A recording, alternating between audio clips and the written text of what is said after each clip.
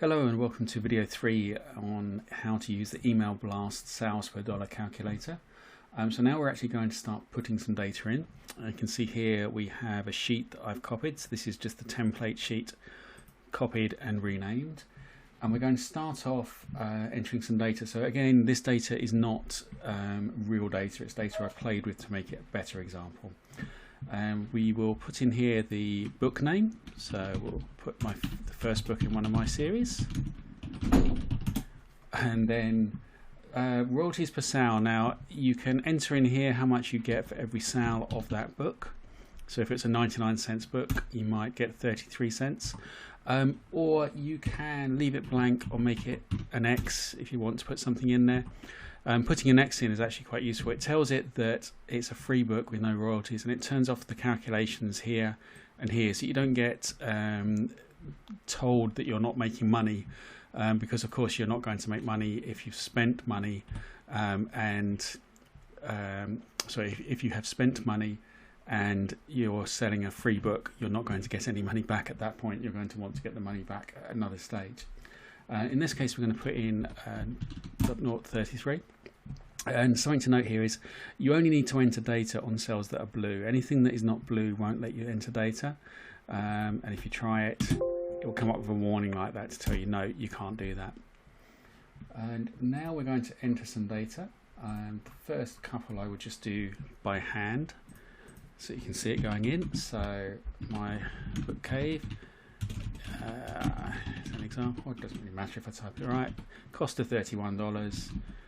Let's make it 23rd of the 4th and 284. So that's all that's needed to be entered, and then it does the calculations. You can see that it's calculated the downloads per dollar spent, and also the royalties based on how much you spent and how many downloads there were and how much you told it was worth. So these downloads should ideally be the downloads above your normal baseline. And we have another tool that will help you to calculate that, which we'll go over in the last video, a few other tools we have, or you can calculate it manually yourself. Now, what we can then, and what this, I should point out, this is the downloads on the ad day. You could, if you know you've got a big ad and it has extra downloads the next day and there's no other promotions, you could adjust that. The Pro Sheet does that for you a lot more and will make life a lot easier there, but you can certainly do it manually. And if we were to, I'm just going to paste in the values here to save us typing it in, and again you can see it's now doing these calculations. It's telling us how good it thinks these are. Anything up from about 10 downloads a day up would be green, in fact 9 there. And anything down around 1 or 2 downloads a day, it's got a red color to draw your eye to it.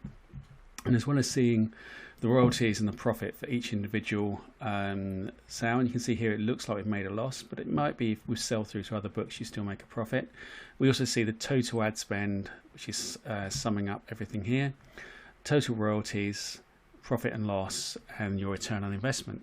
So you can see there's a slight profit, $53 on $315 spend, 17%, where if you could put money in a bank for a month and get 17% interest at the moment, I think you'd be pretty pleased with that one. But you see if I enter an X here, then those values go away. We still get the downloads per dollar spent, but we don't see the other calculations in there. That's most of it. So in terms of KU, what if you had KU reads as well? So in that case, what you'd want to do is convert your KU reads to the equivalent of a sale. You do that by dividing the number of reads by the number of pages in the book.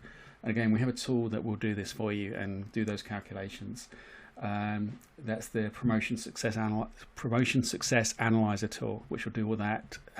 We'll also work out your sales above baseline, give you all the numbers you need to drop into here and make your life a lot easier. So it's certainly worth using something like that if you're in KU. If you're wide, you can obviously put in the downloads for everything on that day. You could also split it out, so have a different one of these sheets for each location, but it depends. If you're doing something like these types of ads where it goes to multiple sites, you're probably not going to have the breakdown of how much money should go to each of them, so you will probably want to put the total downloads for that day. Okay, so that is it for this sheet. In fact, I had it down as the next sheet to read the royalties, but we've really covered that, so for the next video. So just to go over that again, this is the field you really care about, is the downloads per dollar spent. Your royalties and your profit are useful, they're interesting to look at, but in terms of comparing which ones are the best, the higher the number here, the better. But it's also worth looking at the number of downloads, because you might have a very high number here, but relatively few downloads. And there may be one with, for example here, 6.3 downloads, but there's a lot more overall downloads. So it's not quite so much per dollar. But if you had lots of $5 or $10 ads and not a lot of time, you might want to focus on a few of the bigger ones, which you know will get you a return that's quite significant and will not take too much of your time.